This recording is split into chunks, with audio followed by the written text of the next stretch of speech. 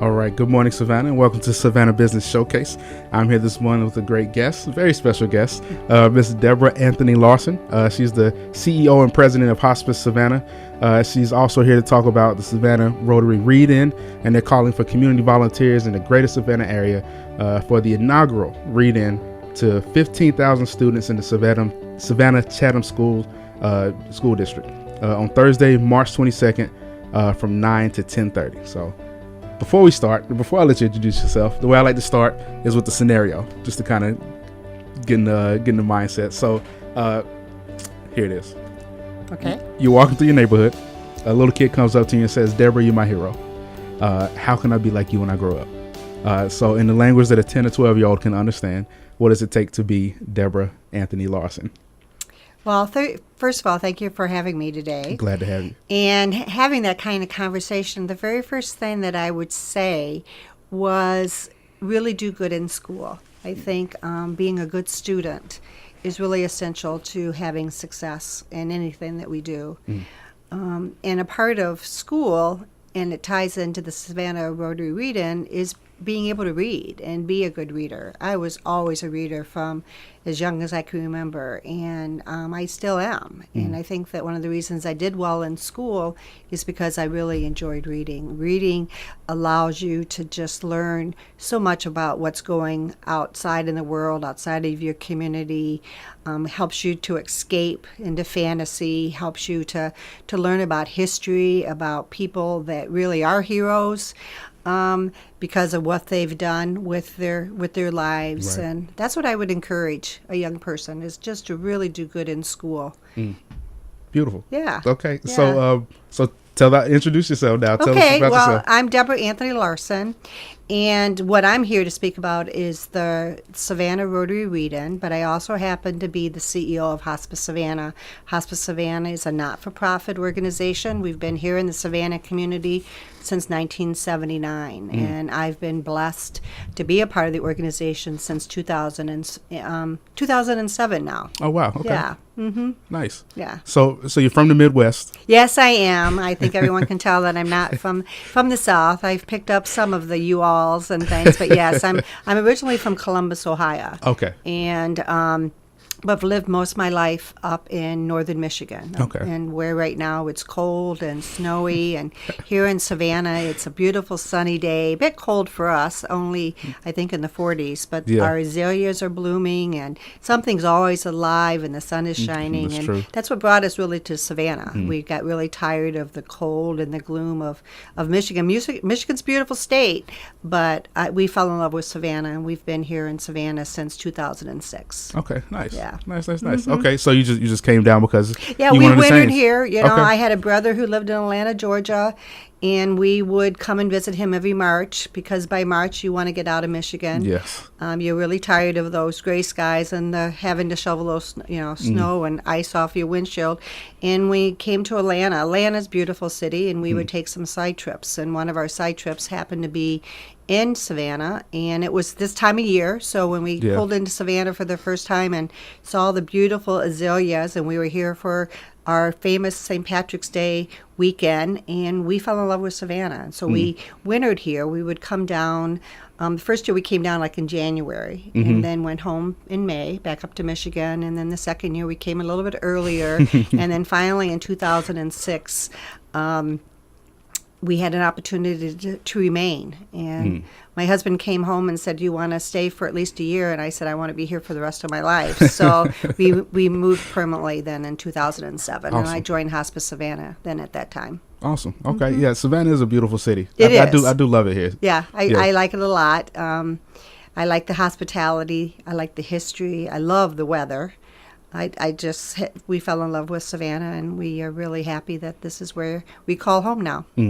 Okay. So you moved here and you got involved in the community, deeply. Yes. Yeah, well, I think that's one of the things that I also, if that little person that came and talked with me, is to get involved. I think it's important to get involved in your community, and even when you're young. I remember when I was young, I got involved. My parents encouraged me to get involved in activities, be it sports activities or school activities or church or community activities. And so I've really been very mindful of doing so. So when I moved to Savannah, I got involved with the Savannah Music Festival, and I'm involved with the Book Festival and the Humane Society, and then I involved as a Rotarian.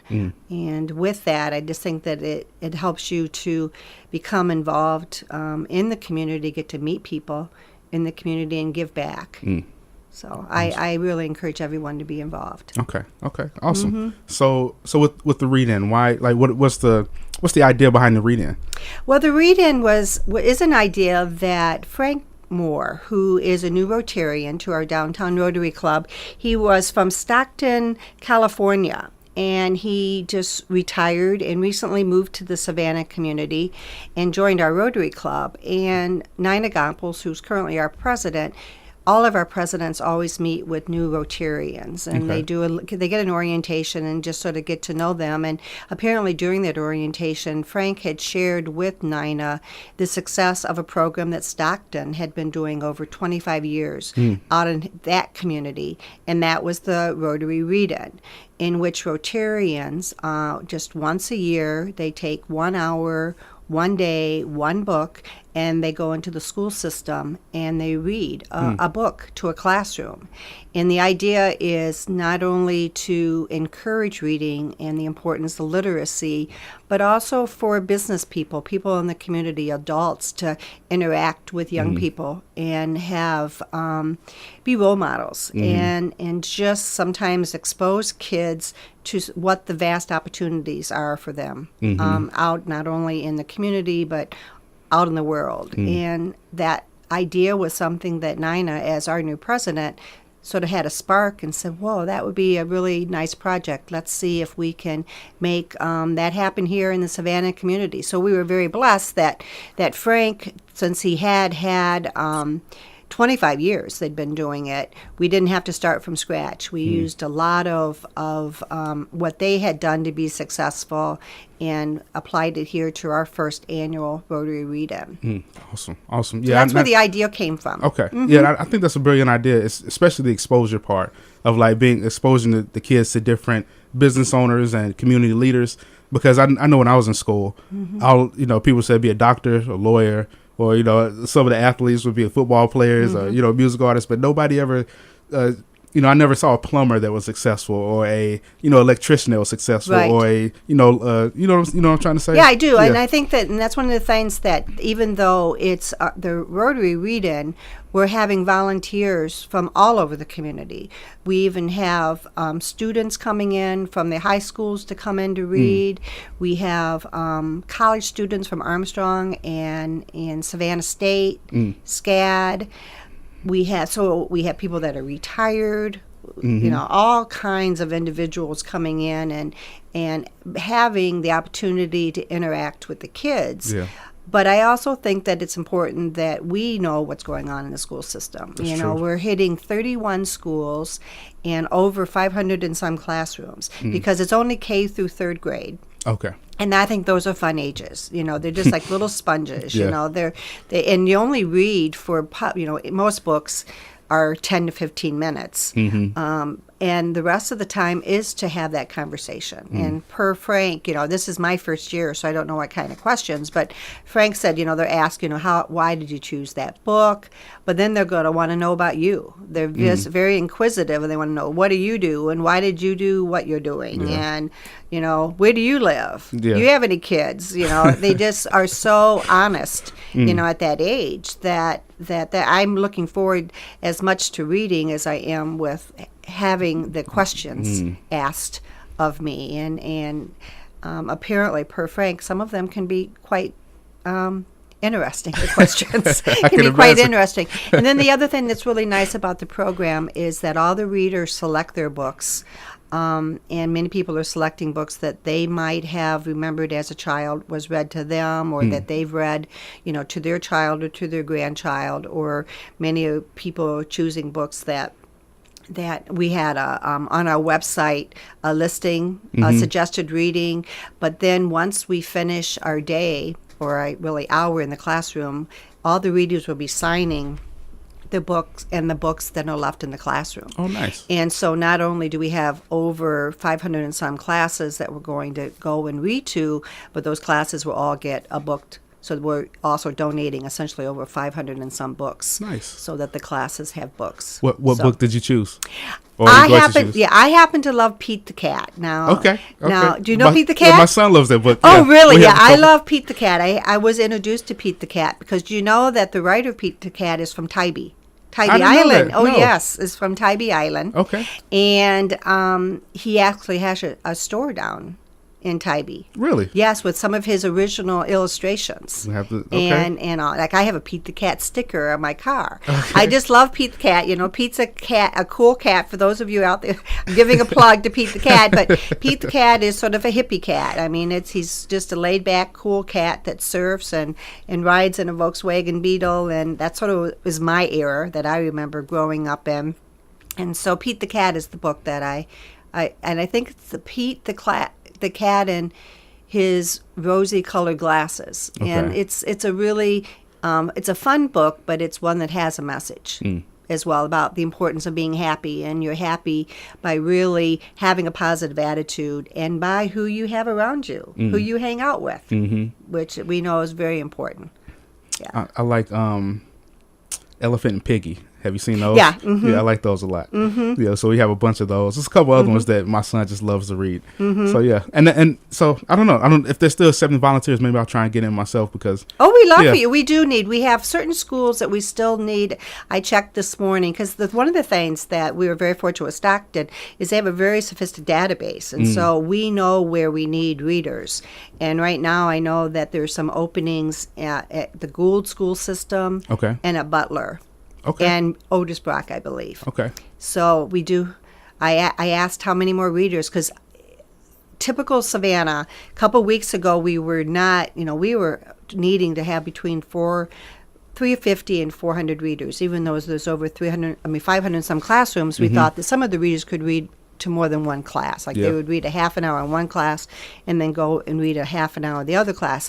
And we just were not getting people to sign up. And I was really concerned. And then all of a sudden last week it just exploded. And as of today we have 450 readers. Oh man. And when I said typical Savannah is noted for sort of waiting to the last minute to do things, and many times when you have RSVPs you're thinking no one's going to show up to your party, and then all of a sudden the last couple of days everybody ends up showing up. So the same thing is true with this. And so we have over 450 readers, and as of today, I was told by Frank, who's really helping, of course, with the data piece, about maybe 50 more readers. So we encourage you. All you need to do is, when I leave here today, you can give me your name and email and telephone number, and I'll get you registered. And then you get an email, and then it's told, what school. Do you have a preference for a classroom? No.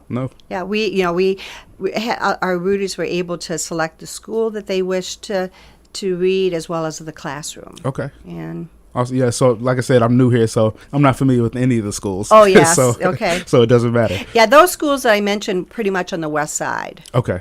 West side of town. Okay. But we had over 500 and maybe 50 classes that we had to find readers for. And there has been some modification to those classroom sizes, but we're getting pretty close that we don't even have to have anybody read to more than one class. And so being our very first year, it's very amazing, but Savannah's good about stepping up. They really are. And not all, I think of all those 450, about maybe 150 are Rotarians. So it's because it's not only our downtown club that the downtown Rotary Club is who spearheaded it, but we have 6 other Rotary Clubs, or 7, I'm not sure how many, in the Savannah community, and they also have been helping in regards to recruiting readers, and they themselves are being readers. But for the first year, I think we've done extremely well as a community, and I'm hoping that it will be such a positive experience for all the readers that then they just will be in our database, and they'll look forward to it every year. That's what Frank basically said, is that the readers just knew that every year they would be going into the school system and reading. And then he shared some stories that, after the kids are no longer in the third grade, we don't go and read it in the classes. And the students are disappointed because they started getting, the program maybe in kindergarten. Yeah. And then they had it for those 4 years, and they looked forward to it every year, and then starting in fourth grade. And he also then tells a story that he had a fellow Rotarian that joined his club, and he actually had been a reader, had been read to as a student. And then now he's a Rotarian member. And nice. That's a nice story. And he said it really meant a lot every year to have professionals and others come in and interact with the students, and that he felt that it made a difference. And he had gone on to be very successful and is now a Rotary member. Yeah. Yeah, That's and awesome. he's now reading. Okay. Yeah, now he's Full now circle. in Stockton. And yes, now he reads as well. So yeah. hopefully maybe we might have that impact on some of the children here in Savannah. Yeah, I'm sure we will, because I'm Yeah. going to join. Yeah, so Yeah, yeah, because I mean, like you said, it's just the exposure. It's the exposure, exactly. It's going to be brilliant. It's going to be great for the kids because it's so easy, and the teachers too, I'm sure, Yeah. because it's so easy to just get trapped in a bubble. It is. And not meet other people and not see other, not feel the love from other people. That's right.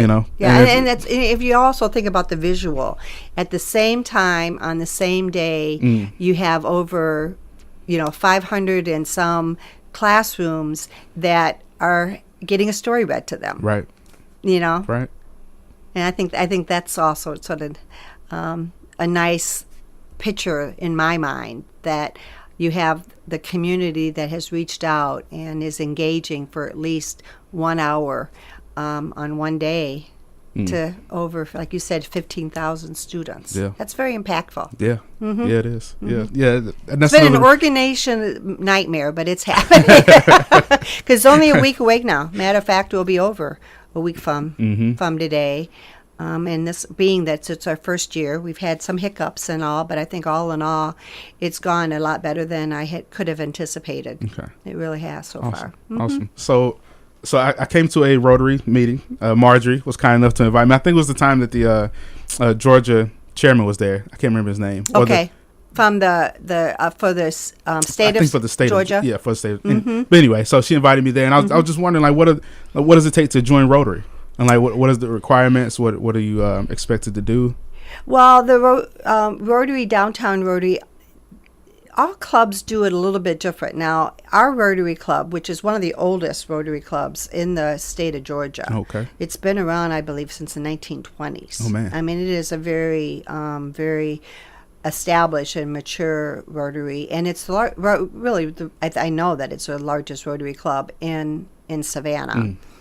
And we have what's known as a classification system. Okay. And so there's all kinds of business classifications, and that's essentially allows you to be asked to join Rotary by another Rotarian, and if that classification hasn't been filled, then you're put up to the membership to be voted in to.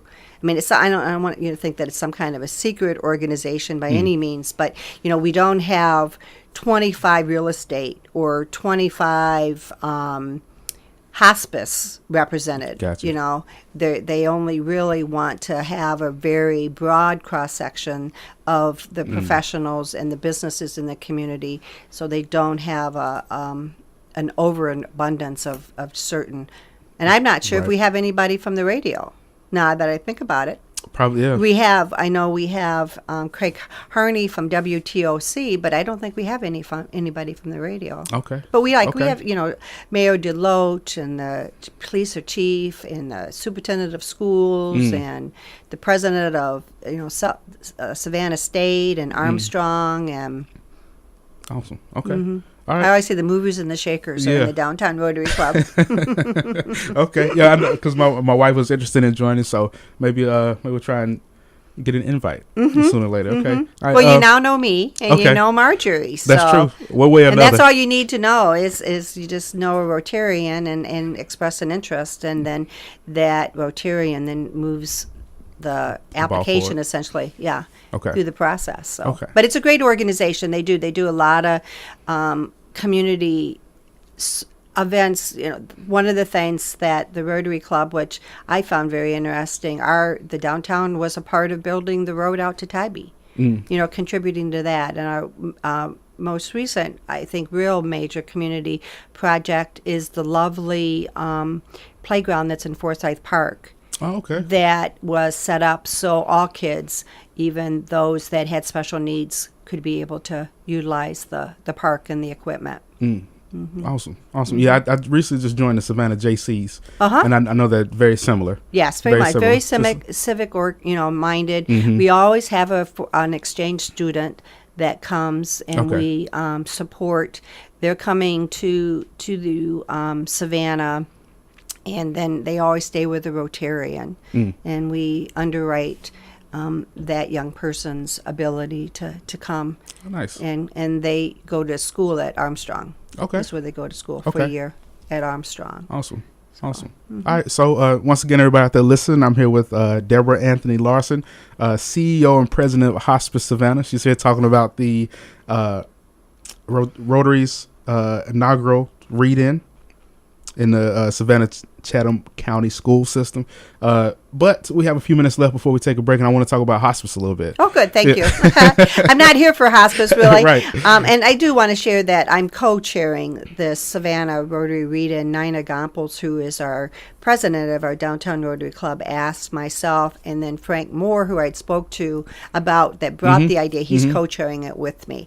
And so that's my involvement, is through the Rotary Club. Awesome. Okay. So tell me a little bit about hospice, and for people out there who don't know what hospice is, tell us about what you do and how you impact the community and helping the community. Well, as I had mentioned, Hospice Savannah, it's a community-based hospice. Is here because individuals within the Savannah community back in the 70s identified that there had to be a better way to care for patients and families that were end of life, that had a terminal diagnosis, and versus those individuals dying in a hospital where most people don't want to die. People want to be in their homes surrounded by their loved ones. They went over to England and visited a hospice, the hospice, Dame Cicely's hospice over in England, brought back the philosophy of hospice to the Savannah community, and hospice was born essentially here. And they named it Hospice Savannah in 1979. There was not any reimbursement for hospice care until 1984, and so all of hospice patients were cared for by volunteers, RNs, physicians, everyone that provided end-of-life care were doing so on a voluntary basis. And then 1984, the federal government, through Medicare, recognized the value of having hospice as a part of the healthcare service continuum, thus started to provide a benefit. It's called the Medicare Hospice Benefit. With that benefit, it says that you have to have a diagnosis that if it took its expected course, that it would be 6 months or less. And so most patients at that time that came under hospice care were cancer patients. Cancer patients, and then also AIDS patients once we had the AIDS epidemic. But with our marvelous healthcare system, cancer and AIDS are not what we still see a large number of cancer patients, but cancer patients' longevity is a lot better than it had been back in the early 80s. Right. But the one thing about predominantly being cancer is a very predictable course of a disease. Usually if you know that you're not going to be able to be successful with any kind of treatment, that 6 month kind of decline is very predictable. Well, we care for much more now than cancer patients under hospice. We care for cardiac patients, end-stage Alzheimer's, respiratory patients, and those prognoses are not quite as predictable as the cancer patients. So I'm hoping that in the future that the Medicare recognizes the value of hospice and sort of expands, not limited to that 6 months, because it's shown that patients want to die in their home. It shows that when you come under hospice, studies show that when you come under hospice care, that you're not going to be having frequent trips to the hospital. You know, you're really going to be very comfortable. It's not about not getting any care. It's just having a quality of life that provides comfort. Gotcha. and symptom management. So there is comfort in the sense of not only psychological comfort, but also physical comfort. It's very comforting to be with loved ones and friends versus being in the chaos of a hospital setting. Yeah. My mother died under hospice just recently, and I just feel so blessed that we had that opportunity, because she had a wonderful life. She was 92 years old, and she had an amazing death, and that was because of Hospice Savannah. Awesome. That made that happen. Nice. So when So why did you decide to get involved with hospice? Well, I've been in healthcare ever since I've graduated. I have my master's from Michigan State in social work, but I've been always in healthcare. And so up in Michigan, I was in healthcare, and even up in Michigan, we had a volunteer hospice, and I was a volunteer for hospice. So I was very familiar with hospice, but only as a volunteer. Then when I moved to Savannah, I was hired by Hospice Savannah to be their director of quality and compliance, because that's my background, is hospital compliance and quality. And I was there less than a year, and the CEO had retired, and they asked if I would step in as interim.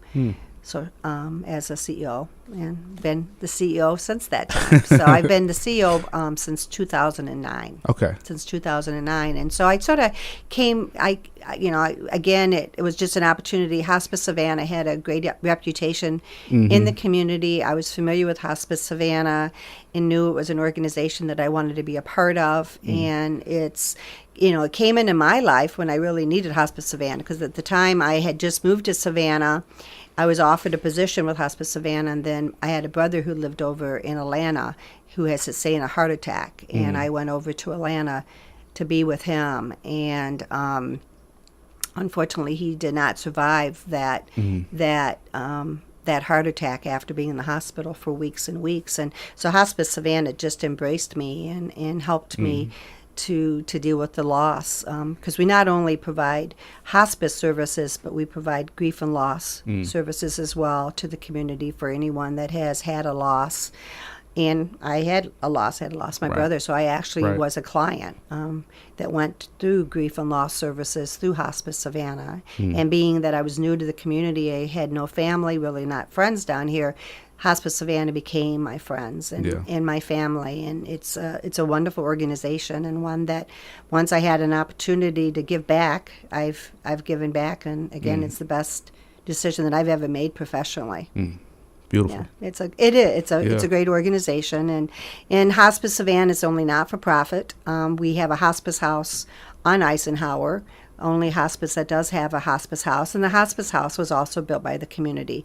They built it in the 1990s, 12 beds, and then in the early 2000s they added on an additional 17 beds. And so the community has always been very gracious and caring and giving to Hospice Savannah, and it's because of the community that we're the organization that we are today. So. Great point. Great point to take a break on. We'll come back. I'm sure we'll get into some more of your backstory in just a second. Okay, thank you. With the we're gonna come back with the lightning round. Oh, okay. Yeah. Okay. So it'll be a little more fun. Okay, that sounds fun. All right. So we're gonna take a quick break. Once again, everybody listening, thank you for joining in. Don't go anywhere. We'll be right back with more from Debra Anthony Larson, CEO and President of Hospice, and the co-chair of the Rotary Read-In. That's gonna happen next week. So don't go anywhere. We'll be right back in a second.